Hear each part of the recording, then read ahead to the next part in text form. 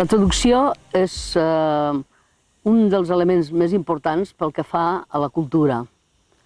És un pont entre cultures i que hauríem fet si durant segles i segles no haguéssim tingut les traduccions de Shakespeare o no haguéssim tingut les traduccions de Rilke o d'Emily Dickinson. És a dir, estaríem, com si diguéssim, en la cultura de la foscor. Per tant, amb edicions aïllades, una de les coses que hem volgut fer és encetar una col·lecció que l'hem titulada Accent Obert i que està destinada a donar llum a algunes d'aquestes, a les traduccions, en tot cas contemporànies o no, és a dir, simplement és una mica sobre la marxa es va veient, però hem encetat la col·lecció, per exemple, Maria Grazia Calandrone, una poeta contemporània molt reconeguda, i en aquest cas el segon llibre és sobre una altra de les poetes que ha tingut una gran influència en totes les generacions dels 80, molt premiada, és a dir, amb moltíssims de premis, una persona, diguem-ne, molt preparada perquè és acadèmicament i molt solvent des del punt de vista lingüístic i poètic, guanyadora de molts premis, i que aleshores el llibre que hem traduït és justament el primer llibre. Es tracta d'Antonella Anedda, és un llibre del seu primer llibre,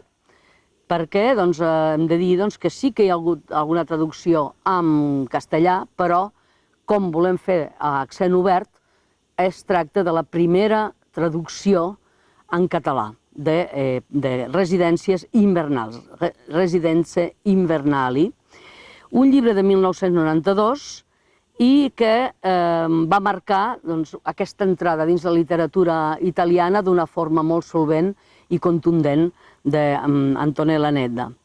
La seva poesia és una poesia molt especial, està vinculada a les coses, als matisos, i és també la celebració d'aquestes coses en aquesta fràgil i precària existència, i el llenguatge que utilitza en Residència Invernali és un llenguatge breu, sintètic,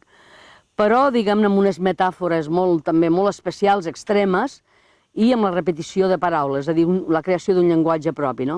És un llibre molt madur, amb aquestes imatges temàtiques ombrívoles i hivernals, per mostrar, com diu el títol, el període de la bellesa. És un llibre, és a dir, de la bellesa que a vegades se passa amb les residències, no? I per tant, considero que el llibre aquest és un llibre important, essencial donar a conèixer al públic català, de països catalans, perquè aquesta poesia és una poesia intimista, però també transcendental,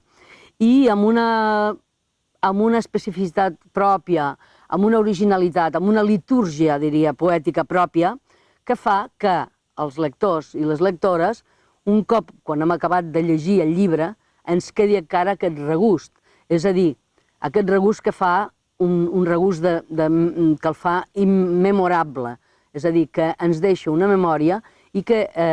fa que fins i tot vulguem tornar-hi en algun altre moment, que és el que passa amb els llibres que són clàssics.